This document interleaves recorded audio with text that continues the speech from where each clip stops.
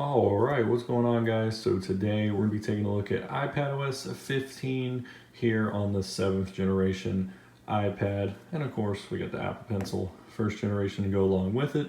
So I did make a video all about iOS 15, and because iPad shares a whole lot of the same features that your phone will, I usually don't make videos for specifically the iPad.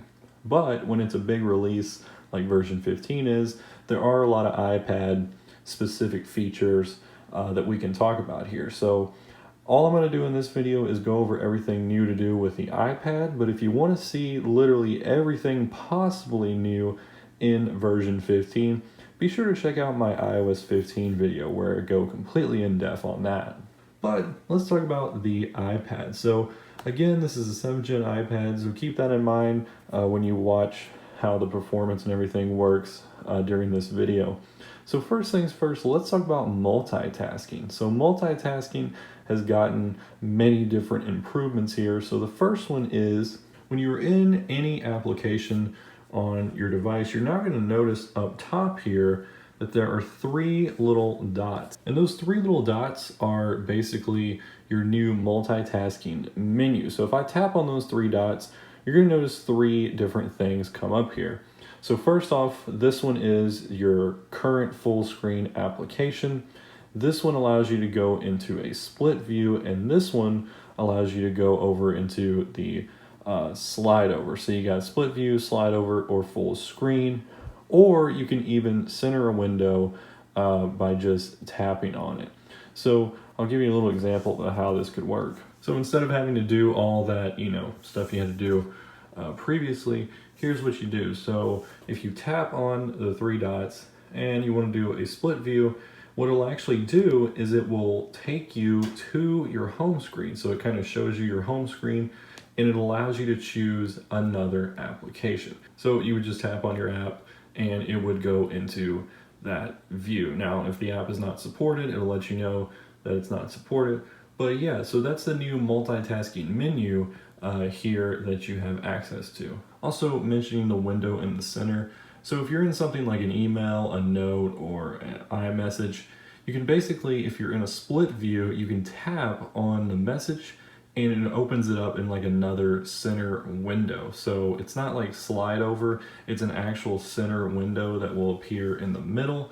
But that only works, again, on a certain few things like your notes, your messages, that kind of stuff. Also, there's a new shelf. So if you have many different instances of an application open, so for example, if we open another thing of Safari, you now see down here at the bottom we have our different instances of that. You can even open another new window. Now that's only going to appear when you tap on the multitasking menu up top. So you can see down there at the bottom, that's called the shelf. So it shows all the instances of that particular app that you have open. So quicker way to access your different instances instead of going through the app switcher and finding them. And then the final thing here is the improved app switcher. So in the app switcher now, you can include your slide over apps, and it allows you to create the split view by dragging one app over the other. So if I were to go into the app switcher, I could literally drag stuff on top of each other to make new apps. So the next thing to talk about is external keyboards. So there are a whole lot of new keyboard shortcuts that they've added in here. So there's a whole new redesigned keyboard shortcuts bar. So the menu bar has an all new look and different functionality. There's a whole new keyboard shortcuts view that allows you to see, different shortcuts organized in different ways and where to find them. Tons of new keyboard shortcuts, and then also a full keyboard navigation. So yeah, if you use an external keyboard like an Apple Smart Folio or Logitech or whatever your choice is, well, you're going to be able to do a lot more things with your keyboard. So that's pretty cool. Next thing here is something that was included in iOS 14, but not iPadOS 14. I'm not sure why, but it's a feature that I've definitely been wanting, but now it's finally here. So you can now place widgets on your home screen, and you also now have the app library. So you can see that my home screen is completely blank, and that's exactly how I want it. I want it simple, so that's what I've done. I've removed all my apps from my home screen. They're living in the app library. But let's take a look at the widgets first. So if you want to access widgets, you can do it two ways. Number one, you just hold down on your home screen and you can hit the add button up here. And I'm going to cover these up because you might see some stuff you don't need to see. But this is where your widgets are, and then you literally just drag them on to your home screen. You also still have the ability to have widgets off to the side. So no longer can you have them like right here, you know, where you could like pull over a little bit and they'd be right there. But if you swipe all the way over, you can then add them right here. So this is where I just kind of added my widgets. I find it, you know, better that way. And then if you hit edit right there, that's still where you can put older widgets, so apps that might not be like updated yet to new widgets, you can put them right there as well. So they've kind of, you know, changed where that stuff is located at. But yeah, you basically have all the same widget functionality that you've had on your phone for the past year, but now it's all finally here on the iPad. So that's great. Next up, we'll talk about the app library real quick. So there's a little icon down here in the bottom right of your dock, and this is where your app library is. So you can access it again one or two ways. Number one, you just tap on it and it brings up your app library for you. And it has all the same functionality that it has had on your phone, or if you're on your home screen, you just swipe over and you can access it like that as well. If you're in an application, you can do the exact same thing. You swipe up, you tap on it, and there's your app library. So I'm definitely a simple, you know, minimalistic kind of person. My phone has like all my widgets on the home screen. On the iPad though, I find that the clean look is just so much better. I really, really like it. So yeah, I've just literally removed everything, used the app library. This is a feature that I wanted in iPadOS 14. But hey, it's finally here, so I guess I don't need to complain anymore, right? Now the iPad, of course, is a huge note-taking device nowadays, so Apple's added some more notes functionality. So you have some of the similar things like we saw in iOS 15, like the new tags, tag browser, smart folders, activity, etc. But there are a couple of things here that are iPad specific. So first off, we have images in handwritten notes. So you can now combine your handwriting and your images into a handwritten note. So you literally just drag an image into the drawing area, and then you can literally draw right on it. So pretty cool there. The second thing is something that is going to be super handy, and that's the Quick Note. So this is a brand new feature here. So Quick Note is an easy access to make a quick note. So you literally just swipe up from anywhere, so down here at the bottom or any of the corners, and you can create a quick note. So you literally can just jot down whatever you want in this note, and then you can get it, you know, out of here. You can hit done or whatever like that.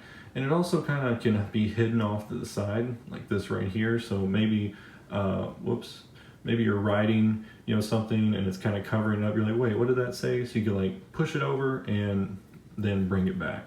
And then once you're done, you just hit done and it goes away for you. So you can literally just write whatever you want. You can sketch in there. It's in any single app. It can be moved around on the screen. You can put links and all sorts of stuff in it.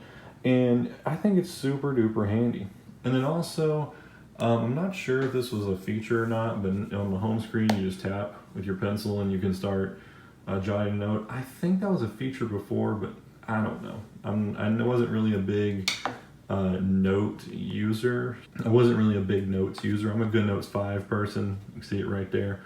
But I think now that the Quick Note's been added, I think I'm really gonna start using that.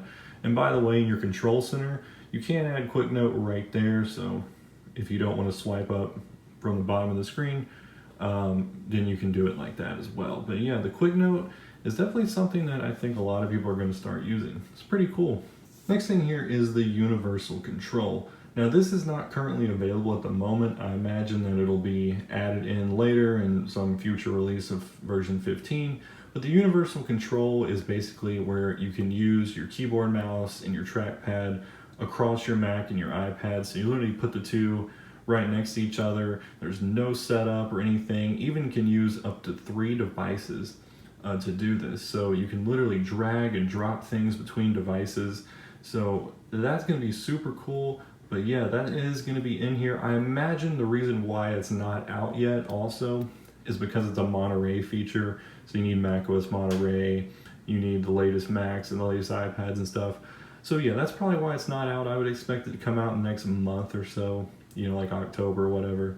But yeah, universal control is another new thing here. And the final thing I want to show you real briefly here is Safari. So we kind of already looked at it earlier, but Safari has been redesigned here on the iPad. So you can see your new tabs up here. That's what they look like. Your start page, I would show you that, but it's basically how it is on Mac. You know, you can customize it, see your privacy reports, all that kind of stuff. So it's literally starting to look more and more like macOS, which is not a bad thing. That's a good thing. And also the main thing here too is you now have the ability to use extensions. So definitely making the iPad better with that regard as well. Well, yeah, guys, as far as iPadOS features, that is pretty much it. So like I said earlier, if you want to check out every single new feature in version 15, because there's a lot, be sure to check out my iOS 15 video. But yeah, guys, that's all I got for you today. Thanks for watching as always, and I will catch you on the next video.